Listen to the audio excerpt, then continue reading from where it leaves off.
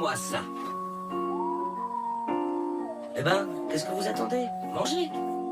C'est quoi? C'est tout bizarre. Ce sont des algues. Figurez-vous que ces plantes sont excellentes pour la santé. Et en plus, elles ont très bon goût. Mais c'est vrai que c'est bon. En effet, c'est délicieux. Qui t'a appris à cuisiner comme ça? Un grand chef parisien. Oui, je viens de terminer un reportage sur les restaurants les plus originaux de Paris. Il y en a qui ne manquent pas d'imagination. Tenez, regardez. Lui, par exemple, ne cuisine que des pâtes. Soupe de pâtes, salade de pâtes, boisson de pâtes, pâte au chocolat, et j'en passe. Celui-là, il prépare tous ses plats en se basant sur des formules chimiques. Ça a l'air curieux comme ça, mais je peux vous assurer que c'est super bon.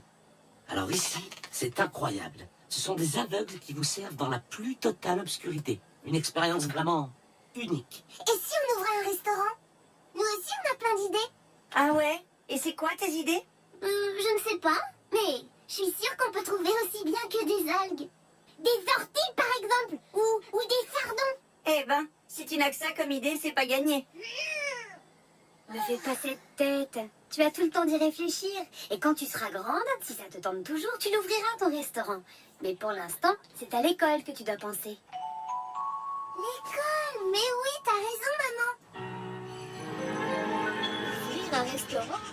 D'habitude, vous êtes toujours d'accord pour nous aider. Et on va trouver une idée de recette originale. Bon, ce qu'on peut faire, c'est ouvrir un restaurant juste pour un jour. Vous préparez un repas et moi, je m'occupe des invitations. Qu'est-ce que vous en dites? Quelle bande d'idiots! Déjà que faire la cuisine, c'est pas marrant. Si en plus, c'est pour servir les autres. Lundi, tu me montreras la recette que vous aurez choisie. Tu as promis quelque chose d'original. Je compte sur toi. Vous verrez, vous ne serez pas déçus. Et toi, Émilie, tu ne vas pas avec eux? Oh non, madame. Moi, je ne vais pas à l'école pour m'amuser, mais pour apprendre à bien écrire et à développer mon esprit d'analyse. C'est bien, tu es sérieuse. Je te propose de développer ton écriture et ton esprit d'analyse en nous préparant un bel exposé. Un exposé? Sur quoi? Mais sur le repas. J'aimerais que tu décrives en détail toute l'organisation. Plus tard, ça nous fera un beau souvenir, tu ne crois pas? Si, bien sûr. Ce repas, ils ne le réussiront jamais. Ça, je peux le jurer. Et mon exposé sera là pour rappeler leur échec. Il a d'abord fallu trouver un local. Et Martine a tout naturellement choisi ce qu'il pouvait y avoir de pire. La terrasse du centre équestre. Manger dans les odeurs de crottin. Un régal en perspective. Ensuite, Martine a nommé les différents responsables. Julie sera la serveuse en chef. Claire s'occupera des courses. Et Simon fera la cuisine. Simon, le spécialiste en science-fiction. Qu'allait-il nous préparer avec ses idées farfelues? Des spaghettis à la sauce martienne? Suspense. Il restait le plus important. Trouver un plat original. Martine a jugé bon de demander aux habitants les recettes de leurs grands-parents et arrière-grands-parents. Elle disait qu'un repas à la mode d'autrefois, ça ferait plaisir aux anciens et ça surprendrait les plus jeunes. Je pense surtout qu'elle n'avait absolument aucune idée originale à proposer. En fin de journée, chacun donna la meilleure recette qu'il ait pu trouver. Ouistiti en crapaudine à la compote d'escargot. Estouffade de chevreuil farci à la souris d'agneau. Poulet frites. Mais ces plats sont tous plus lamentables les uns que les autres. Soit on ne comprend même pas le nom de la recette, soit c'est le menu de la cantine. Plus les préparatifs avançaient, plus le repas s'annonçait comme un échec. Et pourquoi pas des glaces à la lime? Un lamentable échec. C'est ça les recettes que vous avez trouvées? Vous n'êtes pas prêt de faire mieux que les restaurants parisiens. La maîtresse va arriver d'un instant à l'autre pour voir où j'en suis. Il faut que je trouve quelque chose. Moi, j'ai une idée. Tu veux savoir ce que c'est? Non, ah non. J'aimerais mieux pas. Voilà la maîtresse. Alors Martine, qu'est-ce que tu nous as trouvé comme bon petit plat? Quelque chose d'original, j'espère. Eh bien, Je suis plus fort, Martine. Je n'entends pas ce que tu dis.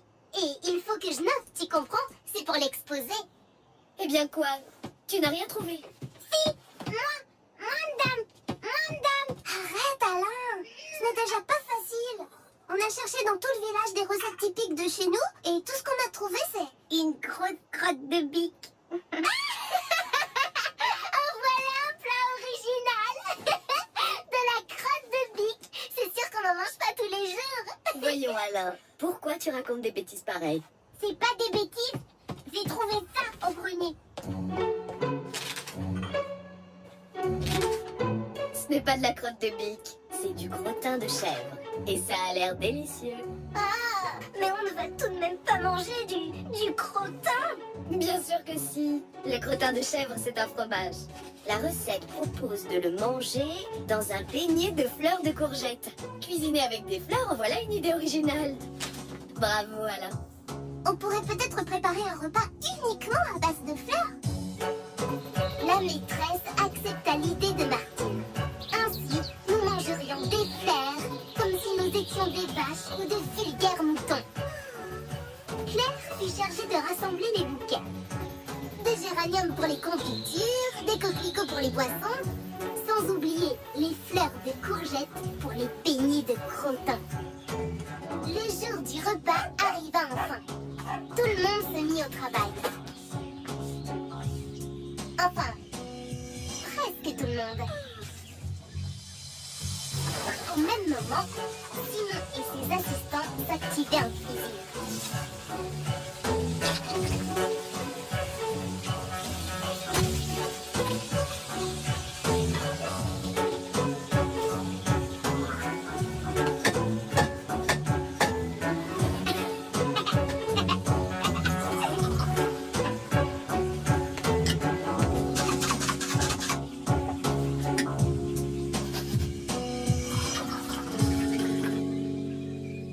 Chaud devant. Crottin de chèvre dans leur beignet de fleurs de courgettes. Tout se déroulait à merveille lorsque soudain, rien du tout. Ce n'est pas possible. Ils ne vont quand même pas réussir ce repas ridicule. Il faut absolument qu'il se passe quelque chose.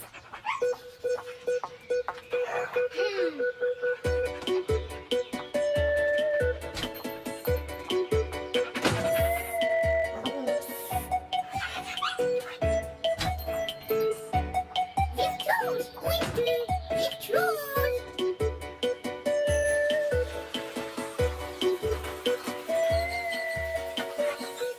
Bienvenue à notre grand repas. Allez, bien manger, bien.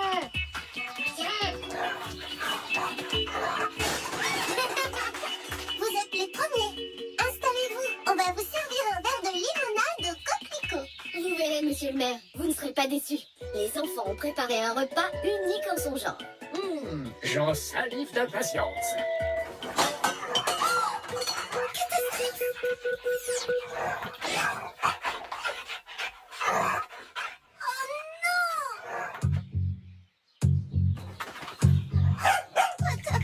Tu ne vas pas t'y mettre, toi aussi.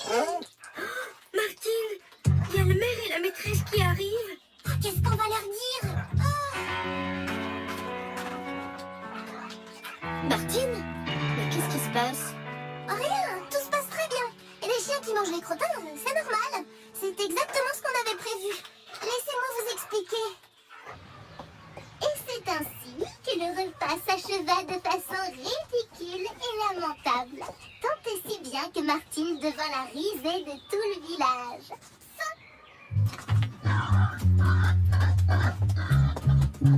Mais, Père Gabriel, qu'est-ce que vous faites avec ce sanglier?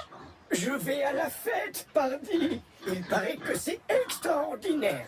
Même les animaux sont invités.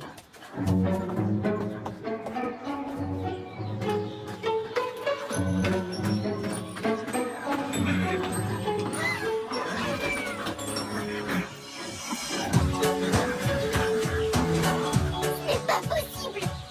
Martine, faire participer les animaux à la fête, ça c'est une idée géniale. Comment as-tu imaginé une chose pareille?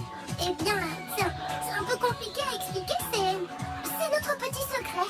En tout cas, cette fois, je dois reconnaître, tu la tiens, ton originalité. Et mieux qu'à Paris. Maintenant, je suis curieux de voir ce que vous nous avez préparé. Nourrir les animaux, c'est bien, mais nous aussi, on a faim. On ne peut pas leur servir de beignets de crottin. Je n'ai plus une seule fleur pour les enrober. Des fleurs? Moi, je sais m'en trouver. Oh non, Martine, s'il te plaît, pas celui-là. C'est Sébastien qui m'a offert. Claire, tu sais bien que ces fleurs, c'est pour faire la cuisine. Si elles étaient pour toi, je suis sûre qu'il en aurait choisi de bien plus belles. Voilà!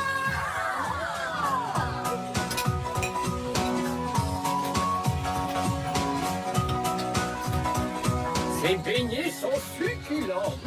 Merci, monsieur le maire. Ce sont des beignets de fleurs de coquelicot. C'est délicieux, Martine. Bravo. Félicitations, Martine.